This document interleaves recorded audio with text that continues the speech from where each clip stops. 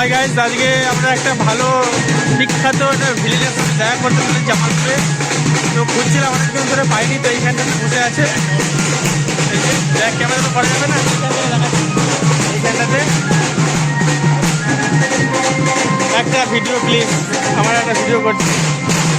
তো গাইস এখনই আসবে আমার তিন ভাই, একটু আসবে এদিকে।